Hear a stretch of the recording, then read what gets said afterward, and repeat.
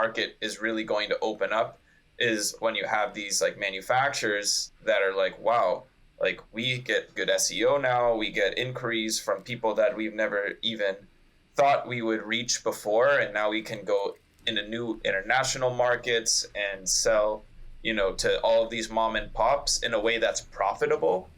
Because, before it wouldn't make sense for a sales rep to go and, work with 200 mom and pops that just get like the basic level of discount.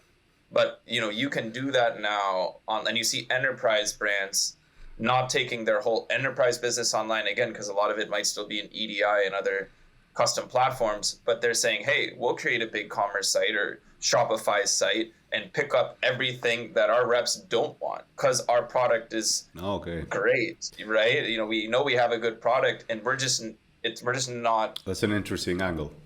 Yeah, we're not focused on this market, right? So this is a net new market for us by building this out, right?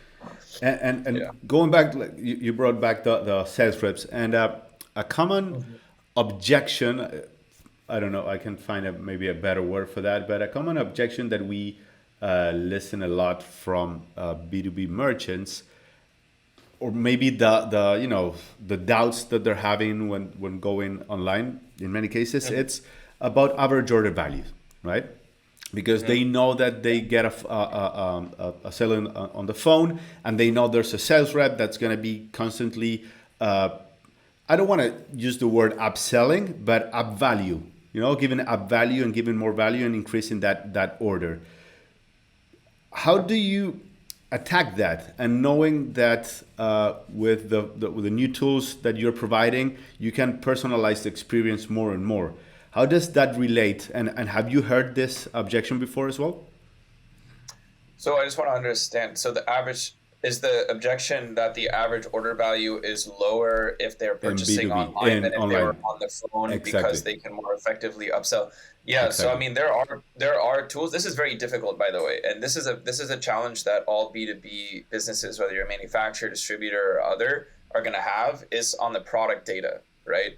So for a smaller catalog, you can more effectively merchandise because there's just less information to digest, and the tools, the personalization tools, they're gonna be able to understand better the user's journey, and when you click on product A, you're likely to also need products B, C, etc. Right?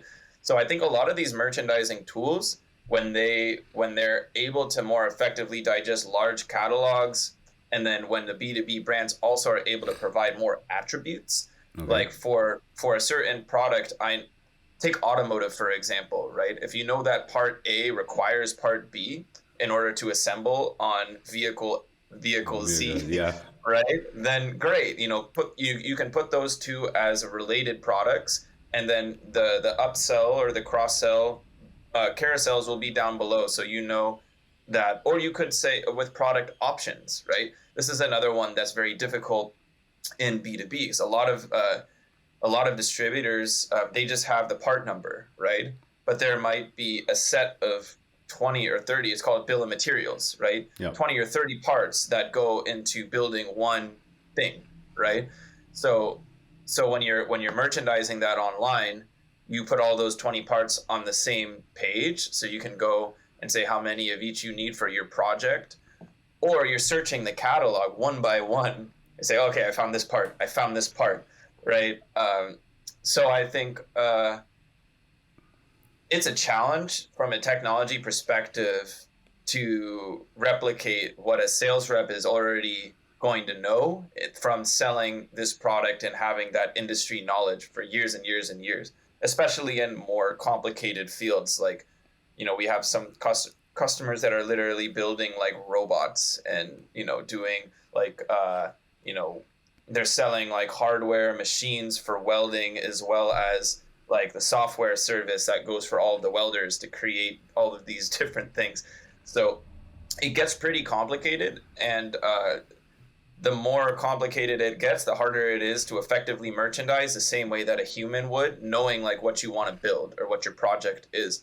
But there's some cool things like I've seen build.com as a reference. They have a projects feature where like if I'm a contractor, I can go in and like assemble all of the things I need for my project. Then I take that to my sales rep, and then the sales rep can upsell from there, right? So you don't remove that, but maybe, you know, it's a little, instead of like rattling it all off on the phone, a sales rep making notes on a pad, you can go in and build your project, and then your sales rep says, "Oh, here's my project." That's called the hybrid sales model, and I think that's the way that we'll see it going.